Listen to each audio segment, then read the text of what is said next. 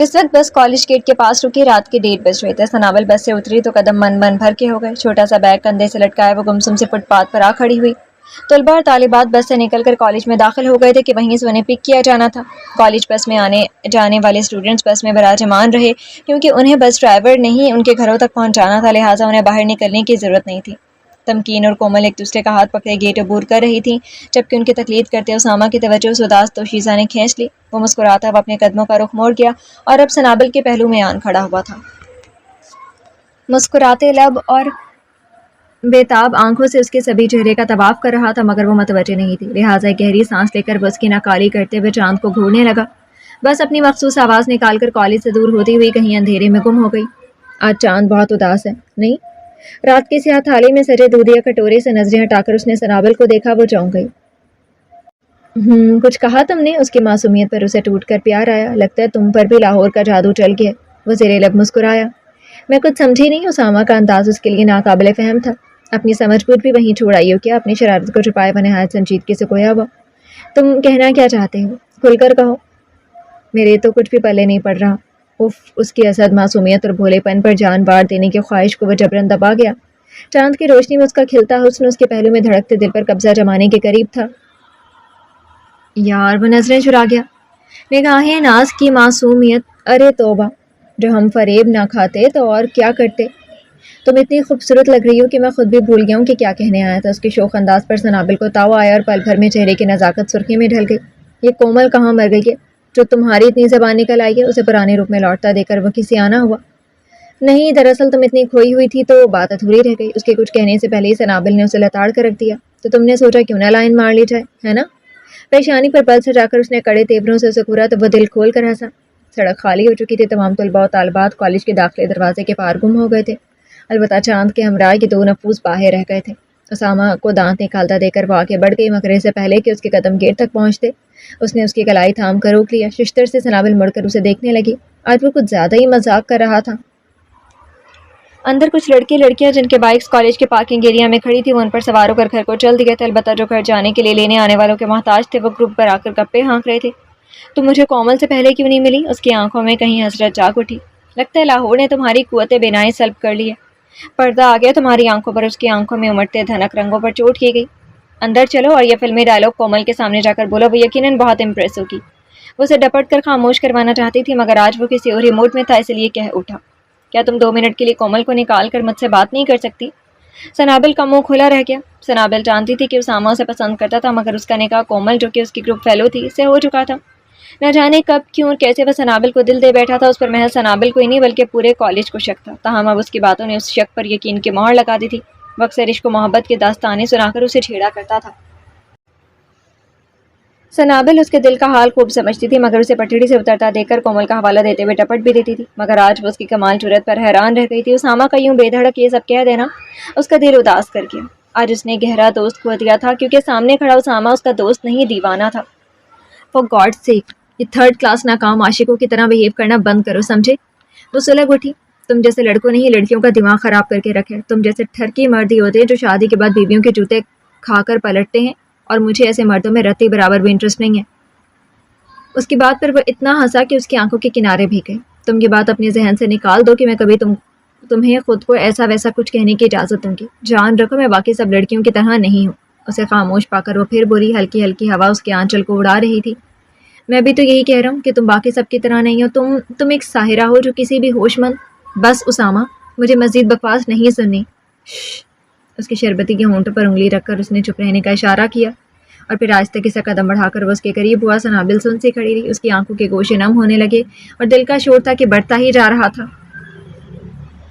सामने खड़े उसामा ने दोनों कंधों से पकड़ते हुए कतरे झुककर कानों में सरगोशी से कहा, तुम्हें नहीं सुननी, मगर मुझे तो करनी है ना। सनाबिल को अपने कंधों से दर्द की टीसें उठती हुई महसूस हुई। उसे डरा सहमा देख कर वो चंद कदम दूर हुआ था और सर पीछे गिराकर मुंह आसमान की जानिब करके उसने जानिब एक जानदार कहकहा लगाया, इडियट। न आंखें रगड़ती उसे रिवायती लकब से नवाज कर वो मुड़ गई। इससे पहले कि वो कदम बढ़ाती, उसामा ने फिर से उसका हाथ थामकर फरार की राहें मसदूद कर दी। उसामा वो चीख कर मुड़ी और पत्थर हो गई। रात की स्याही में फूटती चांद की मध्यम रोशनी में सड़क सुनसान पड़ी थी। वहाँ कोई नहीं था, कोई भी नहीं। صبح ہو چکی تھی، لہٰذا یہ وعدہ وفا کرنے کا وقت تھا۔ وہ اٹھی اور چہرے پر سوکھی آنسوؤں کو پانی کے چھپاکوں سے دور کرنے کے بعد کمرے سے نکلے بغیر سنہری کو مطلع کیے بنا کھڑکی سے نکل کر زمین کی طرف محو پرواز ہو گئی۔ اسے آج آخری بار جہاں زیب سے ملنے جانا تھا۔ شہنشاہ کو چاہے کتنا ہی برا کیوں نہ لگتا مگر وہ پیچھے ہٹنے والی نہیں تھی۔ اگر وعدہ نہ کیا ہوتا تو وہ کبھی زمین پر نہ اترتی، اس ظالم بادشاہ کے حکم کے خلاف نہ جاتی، جہاں زیب سے ملنے کا خیال دل سے نکال دیتی۔ اگر وعدہ نہ کیا ہوتا تو اسے معلوم تھا کہ اس گستاخی اور حکم عدولی کے بدلے میں اسے ساری زندگی کی قید ملنے والی تھی، مگر وہ اس سب کا سامنا کرنے کے لیے تیار تھی۔ دل میں کہیں ایک موہوم سی امید بھی لہجے بھر کے لیے جاگے کہ شاید شہنشاہ اسے آخری بار معاف کر دیں۔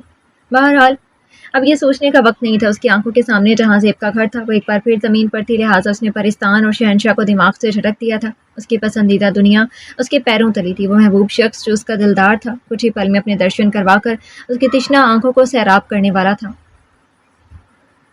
ایک ٹھنڈک سے اس کے بدن میں سرایت کر گئی۔ اس کے خوبصورت پیر زمین پر جمے تھے، تیز سبز آنکھوں کی روشنی مدھم ہونے لگی، یہاں تک کہ ان کا رنگ بے حد ہلکا ہو کر رہ گیا۔ اس کے بڑے بڑے خوبصورت پر جو اس کی پشت پر پھیلے ہوئے تھے سمٹ کر کمر میں چھپ گئے۔ اس کے لبوں پر آسودگی سے بھرپور مسکان، اٹھہری دودیا ہاتھ نے کھڑکی کی پٹ کو چھوا تو وہ کھلتا چلا گیا۔ اس نے پیروں تک آتا جامنی فراک ہولے سے اوپر اٹھایا تو پاؤں میں لپٹی سونے کے پائل بے پردہ ہو گئے۔ اس نے سہٹ کر قدم بڑھائے اور کھڑکی کے پار غائب ہو گئی۔ اسے دیکھ کر جہاں زیب کو گویا کب سے اٹکی سانس بحال ہوئی تھی۔ اس نے مسکرا کر اسے خوش آمدید کہا اور اس کا مومی ہاتھ پکڑ کر بیڈ پر پیار سے بٹھایا۔ خود وہ نیچے بچھے قالین پر گھٹنوں کے بل بیٹھ گیا جیسے وہ کسی ریاست کی شہزادی اور وہ اس کا ماتحت غلام۔ آج تم نے آنے میں دیر کر دی۔ ہمیشہ کی طرح آج بھی وہ آفس کے لیے نکسک سا تیار ہو کر اس کا انتظار کر رہا تھا۔ اس کے آنے سے قبل وہ بھلا آفس کیسے جا سکتا تھا؟ ہاں وہ بس ایسے ہی، وہ بولی تو گھبرائی ہوئی آواز نے اسے چونکا دیا۔ تم پریشان ہو؟ ہاں نہیں ایسی تو کوئی بات نہیں۔ اس کی جھکی نظریں اسے بہت کچھ باور کروا رہی تھی۔ دل کی دھڑکن کچھ نارمل ہوئی تو اس نے کھڑکی کو کھٹاک سے بند کرنے کے بعد پردے برابر کر دیے۔ گھڑی صبح کے 3:45 بجا رہی تھی۔ اس نے گہری سانس خارج کر بستر پر ڈھہ گئی۔ تھکے ہوئے اعصاب مطمئن ہوئے اور وہ نیند کی وادی میں اتر گئی۔ اس کا بدن جل رہا تھا، آگ کی تپش اسے جھلسا رہی تھی۔ لکڑیوں کے جلنے اور چٹکنے کی آواز اس کے کانوں میں پڑ رہی تھی۔ ایک عجیب سی بو ہر طرف احاطہ کیے ہوئی تھی۔ اس نے مڑ کر دیکھا تو بھونچ کر رہ گئی۔ حد نگاہ تک پھیلے آسمان کے میدان کے وسط میں کھڑا دیو ہیکل درخت شعلوں کی لپیٹ میں آیا ہوا تھا۔ اس کا گلابی آنچل بھی جل بھن گیا تھا۔ حورین کی آنکھیں نم ہو گئیں، پتلیوں میں شاخوں سے لپٹی آگ صاف دکھائی دیتی تھی۔ پتے جل کر راکھ ہو گئے تھے مگر وہ درخت خاک نہیں ہوا تھا۔ آگ بجھ چکی تھی، لکڑیوں کے چٹکنے کا شور تھم گیا تھا۔ کالا سیاہ درخت اس کے سامنے پورے قد سے کھڑا تھا، نہ کوئی شاخ ٹوٹی تھی نہ ہی کوئی پتا زمین پر گرا تھا۔ اس سے پہلے کہ وہ بے ہوش ہوتی اس کی آنکھ ایک جھٹکے سے کھل گئی۔ دور کہیں مؤذن اللہ اکبر کی صدا بلند کیے مسلمانوں کو غفلت کی نیند سے جگا رہا تھا۔ خواب کو ذہن کے دریچوں سے نکال کر وہ اٹھی اور جوتے پیروں میں اڑس کر باتھ روم میں گھس گئی۔ واپس آئی تو وضو شدہ چہرے سے پانی کی بوندیں ٹپک رہی تھیں۔ کوہنیوں تک مڑی آستینوں کو سیدھا کرتے ہوئے اس نے دوسرے ہاتھ سے بیگ میں رکھا دوپٹہ نکال کر حجاب کیا اور مسلح بچھا کر اللہ کی عبادت میں مصروف ہو گئی۔ نماز اور دعا سے فارغ ہونے کے بعد اس نے قرآن پاک کی تلاوت کی۔ اس دوران عنایا کی آنکھ کھلی تھی مگر وہ دوبارہ سو گئی تھی۔ قرآن مجید کو رکھ کر وہ باہر آئی تو وہاں کلاس کی کچھ لڑکیوں کو محو گفتگو پایا۔ انہیں سلام دعا کرنے کے بعد وہ رکی نہیں بلکہ آگے بڑھ گئی۔ ہوٹل میں کافی چہل پہل تھی، اسٹاف سارے کا سارا چوکنا تھا، البتہ وہ کسی کو آگاہ کیے بنا ہی باہر نکل آئی۔ بہت سا وقت پھولوں اور پودوں کے ساتھ گزارنے کے بعد وہ درختوں کی قطاروں سے گزر کر پھر اسے میدان میں آ کھڑی ہوئی تھی۔ اسے یہ دیکھ کر دھچکا لگا کہ ان ٹہنیوں پر اس کا آنچل نہیں تھا۔ درخت تو ویسا ہی تھا مگر دوپٹہ کہاں غائب ہو سکتا تھا؟ بہرحال یہ بہت ہی عجیب اتفاق تھا جو وہ کبھی بھول نہیں سکتی تھی۔ وہ ابھی تو یہی تھا، پھر اتنی جلدی کہاں چلا گیا؟ اسامہ، اس نے پکارا مگر وہاں وہ ہوتا تو جواب دیتا۔ اسے ٹھنڈے پسینے آنے لگے لہٰذا وہ پھرتی سے کالج گیٹ کے پیچھے غائب ہو گئی۔